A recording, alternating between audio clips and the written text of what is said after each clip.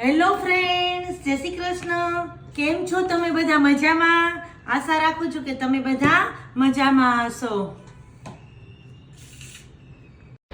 સૌ પહેલાં જો ચોખા લઈ લીધા છે અને તુવેર દાળ લઈ લીધી છે. આજે તુવેર દાળની ખીચડી કરવી છે, મગ દાળની નહીં. તુવેર દાળની ખીચડી ભરેલા શાક સાથે સરસ લાગે. હવે જો લોટ બાંધું છું અને ભરેલા શાક બનાવવા છે. આજે શું બનાવવું છે તમને કહું, પણ પહેલાં જો મસાલા ખલાસ થઈ ગયા હતા તો મસાલા ભરી લીધા છે. હવે ડુંગળી, બટેટા, ટમેટાં, મરચાં, રીંગણ આ બધું લઈ લીધું છે. આ બધું ભરીને બનાવવાનું છે. હવે મસાલો કરું છું એના માટે તો બધા બેઝિક મસાલા અને કોથમરી લઈ લીધી છે. મેં આમાં ગરમ મસાલો પણ નથી નાખ્યો.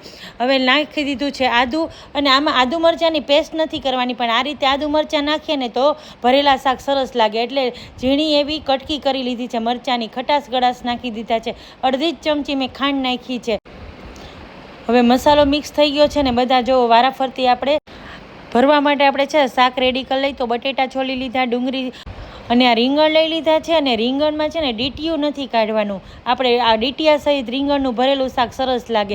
હવે લાલ મરચાં લઈ લીધા, એને પણ કટ લગાવી લીધો અને બધા શાક જો ભરવા માંડી છું. તો સૌ પહેલાં તો આપણે બટેટા જ નાખવાનો, એટલે પહેલાં બટેટા ભરું છું. અને તેલમાં આપણે પહેલાં બટેટાને જ સાતળવાના હોય, કારણ કે બટેટાને ચડતા વાર લાગે. હવે રીંગણા ભરાઈ ગયા છે, બટેટા બધું જ શાક ભરાઈ ગયું છે. અને તેલ મૂકું છું, એમાં હિંગ નાખી દીધી છે. તેલમાં જળદર નાખું છું, એટલે શું કલર પણ સરસ જળવાઈ રહે અને દેખાવ પણ સારો લાગે એટલા માટે. હવે બધું નાખી દીધું છે શાકભાજી. તો સૌ પહેલાં બટેટા નાખ્યા, ઉપરથી રીંગણ, ઉપરથી ડુંગળી અને ભરેલા મરચાં આ રીતે નાખી દીધા છે. અને એક ટમેટું મેં લઈ લીધું છે. ને ટમેટાને છે ને આપણે ભરવાનું નથી, પણ એક આ રીતે જોવો કટ લગાવી અને વચ્ચે મૂકી દેવાનું છે. ટમેટાના પીસ નથી કરવાના. ટમેટાને ભરી તો ન શકે, કારણ કે ટમેટામાંથી ફૂલ રસ નીકળે એટલા માટે. હવે જો શાકનો સીટીઓ વાગે છે ત્યાં આપણે વઘાર કરી લઈ ખીચડીનો. તુવેર દાળની ખીચડી કરવી છે એટલે મેં ઘી લઈ લીધું છે ને એમાં જીરાનો વઘાર કર્યો છે. સૂકું મરચું, લીમડો નાખી દીધો છે, મીઠું અને હળદર નાખ્યું છે. બીજો કોઈ મસાલો નથી નાખ્યો, પણ 2 મરચી નાખી દીધી છે ઊભી કટ કરીને આપણે.